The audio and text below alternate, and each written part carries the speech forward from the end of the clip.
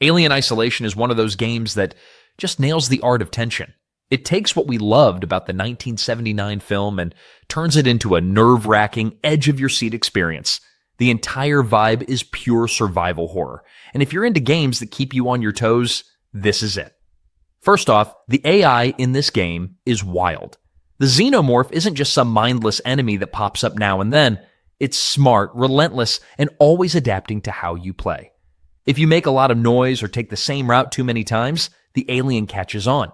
It feels like you're always being hunted, which just amps up the tension. You'll quickly realize that stealth is your best friend here. You've got to sneak around, hide, and use the environment to your advantage. Every step you take, you're wondering if you've made too much noise or if the alien is lurking just around the corner. And let's talk about the crafting system. It's not over the top or flashy, but it's so satisfying. You've got limited resources, so you'll be scavenging for parts and making everything count. Whether it's crafting a noisemaker to distract the alien or making a medkit for when things get dicey, it's all about using what you've got to survive. It's a really nice touch that keeps you invested in the gameplay. The game does a great job of making you feel vulnerable, and that's what makes it so fun. You're not some overpowered hero running through everything like in other games.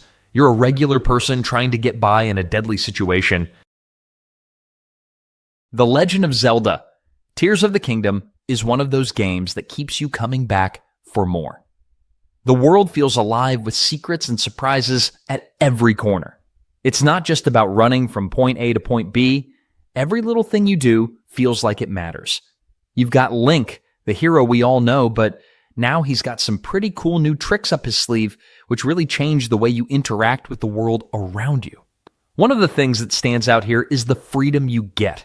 There's this awesome sense of exploration where the usual open world label doesn't even seem to do it justice. You've got these floating islands up in the sky, mysterious underground caverns, and of course the familiar vast landscapes of Hyrule. The best part? You can approach any of it however you want. Whether it's building something from scratch using the new mechanics, or just hopping on your mount and riding across vast plains, the freedom to tackle the world in your own way is what makes it so special. The abilities that Link gets in this one open up a lot of creative possibilities. There's this new Ultra Hand feature that allows you to build anything from bridges to vehicles. That's right, vehicles. Picture yourself crafting a makeshift car or glider and then using it to solve puzzles or simply get around faster. That kind of freedom to solve problems your own way makes the game feel almost like a sandbox for adventuring. Combat, as expected, is as satisfying as ever. You're not just hacking and slashing your way through enemies. Sniper Elite 4 brings the classic mix of tactical gameplay and heart-pounding action to the table with a World War II backdrop. If you love a good challenge, this one definitely delivers. Picture yourself sneaking around massive Italian landscapes, setting traps, and taking out enemies from miles away with precision shots. Whether you're in a dense forest or a sunlit town, there's always something new to discover, and the world feels alive with opportunities for sneaky tactics or all-out action. The game really shines in the way it lets you approach each mission. No need to rush in guns blazing. There's plenty of room for patience and strategy, which is a nice change of pace. You can take your time planning the perfect shot, adjusting for wind, gravity, and distance. It's this mix of thinking and action that makes every successful shot feel so rewarding. And speaking of shots, the X-ray kill cam is back, and it's just as satisfying as ever. Watching that bullet travel through an enemy, hitting just the right spot, yeah, it never gets old. It's like the game's way of saying, you nailed it, in the most dramatic fashion. The environments are huge and diverse, giving you plenty of space to figure out the best way to approach your objective. Want to go in quietly and stealthy? Great. Prefer to create chaos and watch the enemy scramble? That's an option too. And when you're not sniping, there's a variety of weapons and gadgets at your disposal. Uncharted 4 is one of those games that pulls you in from the get-go and doesn't let go.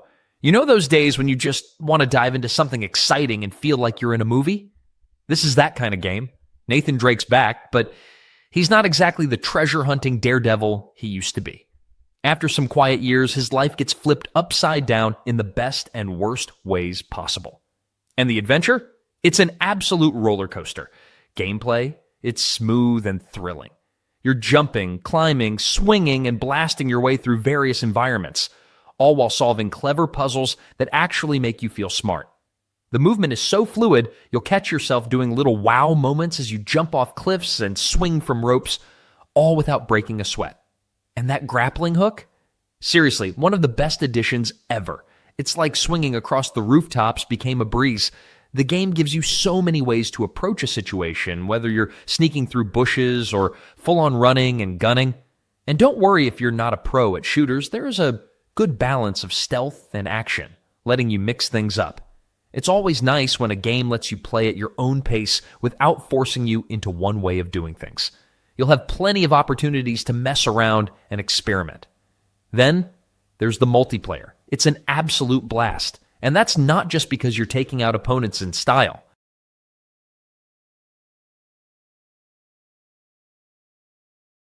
Baldur's Gate 3 is one of those games that comes in with a bang and sets a new standard for RPGs. It's not just about picking a character and going through the motions. It's about diving into an immersive world where every decision you make actually matters. You create your own story, and it's shaped by the choices you make, the people you meet, and the alliances you form along the way.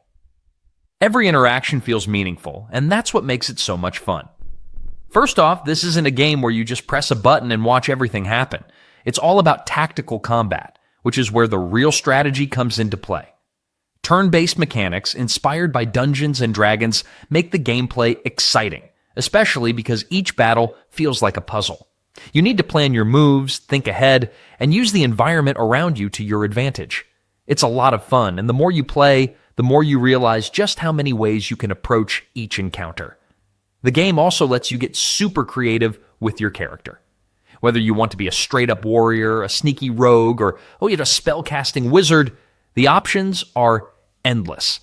And if you're the kind of person who loves building relationships in games, this one really delivers. The companions you pick up along your journey have their own personalities, backstories, and goals. They're not just there to fill up space. They actually have a say in how things go down.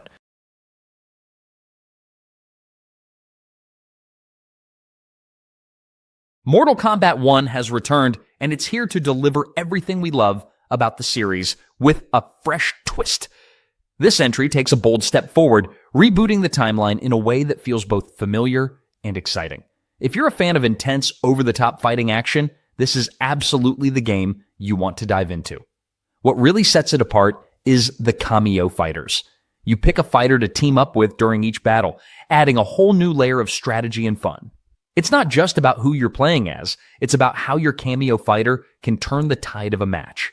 This system really keeps things fresh and opens up tons of possibilities for combo-filled chaos. The combat is as brutal and satisfying as ever. The fatal blows make their return, which always makes for an exciting finish, and those animalities, yeah, they're back too. It's these kinds of dramatic, jaw-dropping moments that make Mortal Kombat such a staple in the fighting game world. There's so much to sink your teeth into. The single-player invasions mode brings a bit of RPG flavor to the mix. You'll be battling through challenges, earning rewards, and leveling up. It's a great way to get deeper into the game without feeling like you're just doing the same old fights over and over. And if you're the competitive type, the online multiplayer is there for you, bringing smooth matches with rollback netcode to keep things feeling sharp. It's also got tons of modes to keep things interesting. Hellblade: Senua's Sacrifice. It's not your usual action-adventure game. It's a different vibe entirely. You know, it's got that intense, gripping feel where you're always on the edge of your seat. The whole experience really pulls you in, especially with the way it mixes combat and puzzle solving.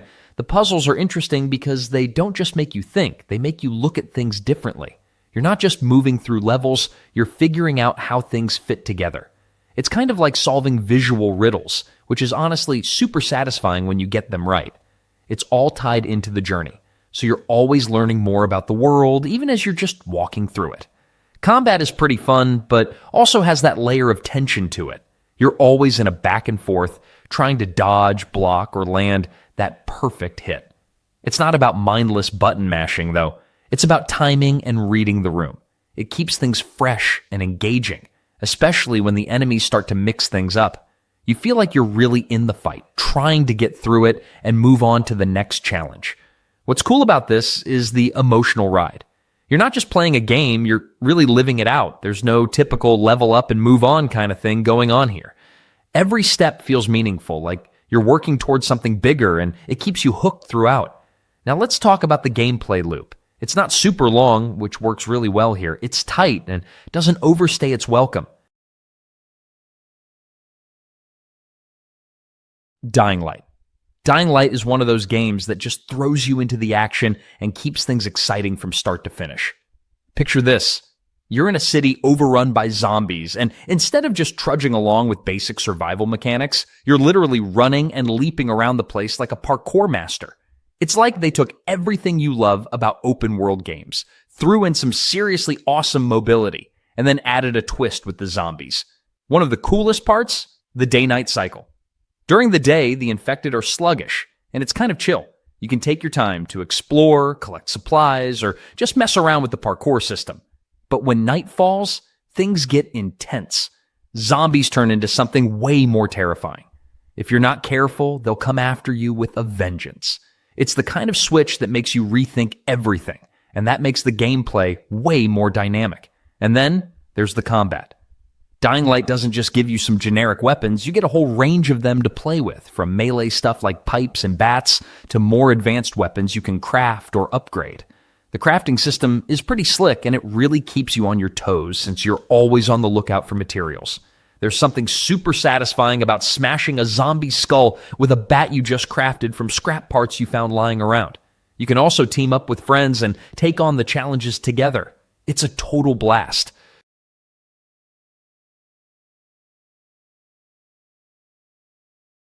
Dark Souls 3 is one of those games that you can't help but hear about if you spent any time in the gaming world. It's got this legendary status, and for good reason. The whole vibe of the game is about surviving the toughest challenges, and if you're into that kind of thing, it's a wild ride. Let's talk about what really stands out. First off, combat. This is where the magic happens. You don't just rush in swinging your sword like a maniac. Everything you do feels like it has weight. Each attack, block, and dodge is a calculated move. It's all about timing. If you mess up, you'll feel it, but if you get it right, oh, the satisfaction. It's like a rhythm you start to get into as you face some of the most creative and, let's be real, terrifying enemies you'll find it in any game. Every fight, whether it's against a random enemy or a huge boss, feels like a mini puzzle you're trying to solve on the fly. Then, there's the world. It's this huge, interconnected place where every corner hides something. You can't just rush through it. There's no hand-holding here. If you want to get through, you need to explore, pay attention, and maybe take a few wrong turns along the way. It's a world full of secrets, and finding those hidden paths or shortcuts that make your journey a little easier is like a mini victory in itself. That sense of discovery is always there, and it's one of those games where even if you're stuck, you just keep going because you know there's something awesome around the next bend. The Surge 2 is all about turning up the intensity, diving into a world where every corner hides a new challenge. It's not your typical action RPG. The focus here is on that satisfying, brutal combat where every swing and every block feels meaningful. And let's talk about that combat for a second. It's fast, it's strategic, and it's got that edge-of-your-seat feel. You're not just smashing buttons, you're thinking about where to strike and which limb to target because that's where the fun happens. Severing limbs isn't just for show, it's a tactic. And what's even cooler, you can grab the gear from those limbs and use it for yourself. It's like taking trophies from your battles and showing off your spoils. The combat is one of those things that feels so smooth once you get the hang of it. There's something satisfying about taking down these challenging enemies, especially when they work in packs, making you think on your feet. You can't just rush in swinging. No, you've got to plan your moves carefully, dodge, block, and then strike at the right time. It's all about patience and precision, and when you nail it, it feels like the ultimate win. And don't get me started on how deep the customization gets. Whether you're looking to switch up your combat style or just want to tweak your look, there's a ton of options. You can choose your gender, your appearance, and pick from a variety of weapons, each bringing something different to the table. Want to go with a big heavy weapon to crush your enemies, or maybe something quicker and more agile? There's really no wrong choice here. Elden Ring is a game that brings everything together in one massive, beautifully crafted experience. Imagine a world that feels alive, packed with secrets, epic landscapes, and a sense of adventure that makes you want to explore every nook and cranny. It's one of those games that pulls you in and doesn't let go, leaving you eager to see what's over the next hill or behind that eerie door. One of the coolest things about this game is the freedom it gives you. The open world is huge, like really huge, and it's all yours to explore. No hand-holding here, just you, your character, and a world full of surprises. You can tackle things however you want. Want to head straight for the main quest? Go for it. Prefer to take your time, discovering hidden caves, battling bosses, and finding new gear. That's an option too. It's all about creating your own journey. And then, there's the combat. Oh boy, it's tough, but in the best way possible. Every fight feels meaningful, and it really makes you think about your next move. Whether you're swinging swords, shooting arrows, or casting powerful magic, you've got to time things right and stay on your toes. The challenge is there, but that's what makes the victories feel so satisfying. It's a dance of strategy, patience, and a bit of skill, and it's what keeps you coming back for more. Customization is another win. You can really make your character your own.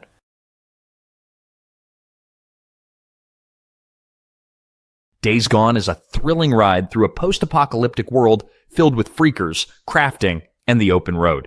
Imagine cruising through a beautiful, vast landscape where each twist and turn reveals something new and exciting. It's all about exploring this stunning world while surviving the chaos around you. Picture this. You're out there, hopping on your motorcycle, feeling the wind rush past you as you traverse forests, mountains, and abandoned towns. The feeling of freedom is exhilarating. You can customize your bike, making it uniquely yours. Fuel management becomes a mini-game of its own as you hunt for gas stations and resources. The thrill of finding that last drop of fuel just before heading into danger is an adrenaline rush. The gameplay mixes action and strategy beautifully. You're not just running and gunning, you need to think on your feet. There are hordes of freakers out there, and they don't play nice. When the sun goes down, things get even more intense. You might want to sneak around or set traps instead of going in guns blazing. That feeling of planning and executing the perfect ambush is incredibly satisfying. Crafting is another fun layer to dive into. Scavenging for materials becomes second nature as you create weapons, traps, and other survival gear. It's a constant balance of resource management that keeps you on your toes. Each encounter feels fresh, and the variety of weapons at your disposal allows for creative ways to take down foes. Little Nightmares 2. This one's a spooky little ride, but in the best kind of way. Imagine being dropped into a world that feels just a little off-kilter in every direction, where every corner has you tiptoeing and holding your breath. It's got this eerie charm to it that's oddly addictive. Nothing's ever really safe, but that just makes every little victory feel way more satisfying. Movement feels tight, with every step and climb having just the right amount of tension. You're constantly figuring out how to get past weird, oversized obstacles and sketchy environments. There's this fun balance between puzzle solving and staying out of trouble. It's not just about being quick or clever, it's about both, sometimes at the exact same time. The pacing does this great job of keeping things fresh. One moment you're sneaking through tight spaces, trying not to make a sound. The next, you're scrambling to avoid something massive and unpleasant. The game keeps mixing up the pace just enough to keep you guessing. And it never overstays its welcome in any one area. The real fun comes from how it feels to move through this world. There's a nice blend of platforming, light combat, and teamwork. Partner mechanics actually feel useful and thoughtful here, which adds an extra layer to the gameplay without overcomplicating things. You're not just running around solo, there's someone else right there helping you figure it all out. What really stands out is how the game communicates so much without ever needing to spell things out. Everything just flows. Watch Dogs is one of those games that just makes you feel like you're living in a tech-driven, futuristic world where anything is possible. It's set in a city that's pretty much alive with data, and you're a hacker with the power to tap into all of it. With just a smartphone, you can hack into traffic lights, security cameras, and even the personal lives of the people around you. It's kind of like being a modern-day superhero, but without the cape. One of the best parts about this game is the way it lets you play. You can approach missions however you want, sneaky and stealthy or full-on action hero style.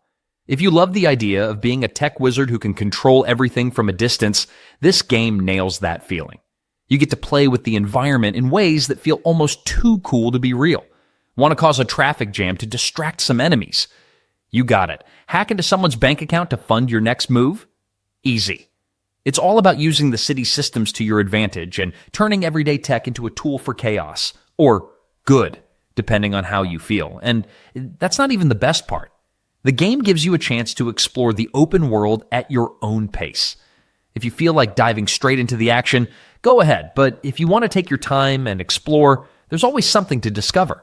From finding side activities to hacking into more secrets, you're never far from a new way to make things more interesting. It's like a playground for tech lovers and thrill seekers all rolled into one. Dishonored 2 is one of those games that feels like a playground for anyone who loves sneaking around, pulling off crazy stealth moves, or even just teleporting across the map like some kind of action hero. It's got a lot going on, and it's all fun. You get to pick between two characters, Emily and Corvo. Both have their own special powers, and right off the bat, you'll feel like you're in charge of your own little game plan. If you're into zipping around, Emily's far reach lets you pull yourself to places like Spider-Man, making you feel unstoppable. Or maybe you're more about causing chaos? Corvo's got a thing where you can bend time and turn the world into your own slow-motion playground. It's a blast just thinking about it. Both characters have their own feel, and each time you play as one, it's a completely different experience. Switching up your playstyle keeps things fresh, which is a big win. The game is all about giving you the freedom to do whatever feels right in the moment. Want to sneak around leaving enemies clueless? Perfect. You can take your time, hide in shadows, and set up all sorts of sneaky moves that'll make you feel like a professional thief. Or maybe you're more into making an entrance. Go ahead and take on the bad guys head on, using your powers to kick some serious butt. Each mission has so many ways you can approach it, and that's what makes it so fun to replay. The levels are designed in a way that encourages exploring.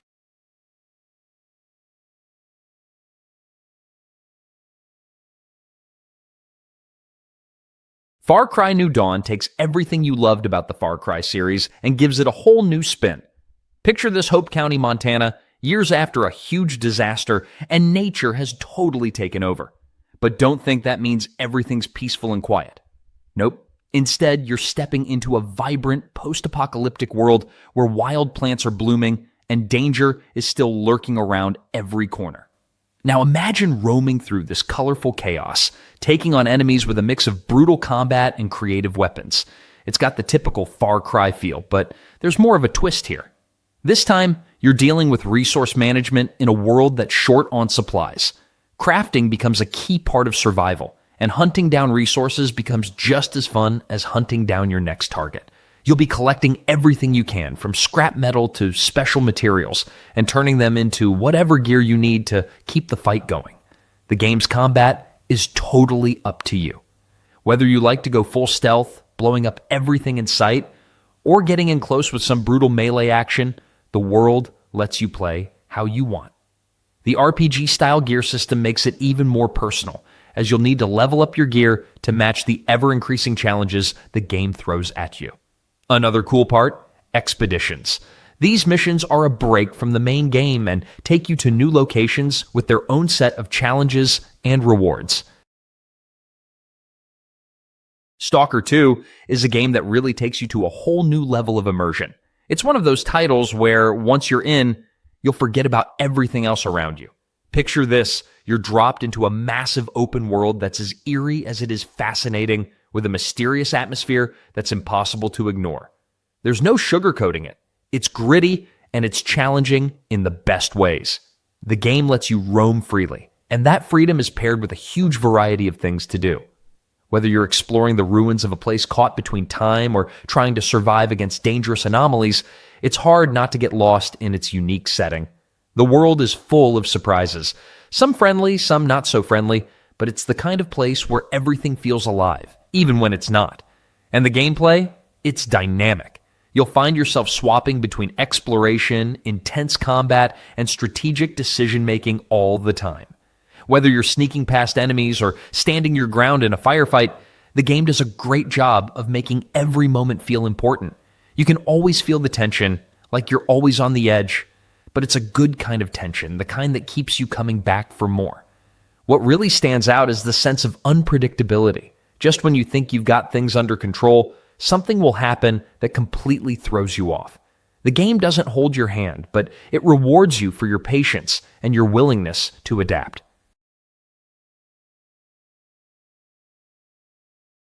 No Man's Sky. This is one of those games that just keeps on surprising you even when you think you've seen it all. It's like stepping into a giant sci-fi sandbox where the rules are simple: explore, build, survive, repeat, but with your own twist. The galaxy is massive, like you'll never run out of planets kind of massive, and every time you land somewhere new, it feels like you're stepping into a fresh little pocket of the universe just waiting to be explored. One of the coolest things is how the whole vibe changes depending on what you want to do. You could spend hours harvesting materials and upgrading gear, get deep into trading routes, or just fly around charting planets and naming strange creatures. And then, out of nowhere, you'll find yourself building a slick little outpost in the middle of some radioactive wasteland or underwater alien jungle. It just keeps shifting, always pushing you towards something new. The freedom is where it really shines. You can go full-on space pirate, become a peaceful wanderer, or settle down and build a massive base with your friends. The co-op aspect adds a ton of flavor too, letting you share the fun with others, mess around, or even work on projects together. There's no rush either. The pacing is whatever you want it to be, whether you're the kind who wants to fly into black holes or just relax mining on a quiet moon, it's all good. What makes it even better is how much it's grown. Marvel's Spider-Man Remastered is the perfect way to swing into action and experience a whole new level of superhero excitement. Whether you're new to the world of Spider-Man or you're jumping back in, this remastered edition does an excellent job of refining everything that made the original so special. One of the things that really stands out is how seamless everything feels. From the moment you take control, you're thrust into a vibrant and bustling New York City, where every corner feels alive. The fluidity of swinging through the streets, navigating skyscrapers, and dodging traffic just feels so satisfying. There's something about the sense of freedom that comes with being Spider-Man that makes every little trip across the city a joy. You're not just getting from point A to point B, you're enjoying every second of the ride. Combat, too, has been tightened up in the remastered version. The web-slinging, wall-crawling, and acrobatic moves come together in a way that feels really natural. It's one of those games where you can get into a flow, chaining together punches, web shots, and takedowns almost like you're performing a dance. And when you throw in the variety of suits and upgrades, it keeps things fresh every time you face off against a new wave of enemies. And let's not forget about the co-op content. If you want even more action, there's DLC that introduces additional missions and new suits. Whether you're playing through the extra content or revisiting the main game, there's always something to keep you hooked. The Evil Within 2. If you're into games that get under your skin, make you think on your feet, and keep you on edge, this is one you should definitely check out. The game kicks off with you playing as Sebastian Castellanos. And trust me, it doesn't hold back. You're in for a world of weirdness and creepy monsters around every corner. It's a survival horror experience that feels both familiar and fresh, with mechanics that have clearly evolved from the first game. One thing that stands out right away is the game's open world feel. Union is a big place, and the freedom to explore it at your own pace is such a nice touch. It's not a completely open world game, but it lets you roam and get into side missions, which adds a lot of value to the overall experience. The combat is a mix of everything. You've got your classic stealth sections where you'll need to sneak around and conserve your resources, but you also get to go in guns blazing if you feel like it. And let's talk about that crafting system. The ability to create health items, ammo, and even traps is a game changer. It really adds an extra layer of strategy to every encounter. You never know when you'll run low on resources, so finding the right balance between crafting, scavenging, and using what you've got is crucial. One of the best parts of the game is how it lets you build Sebastian to fit your playstyle.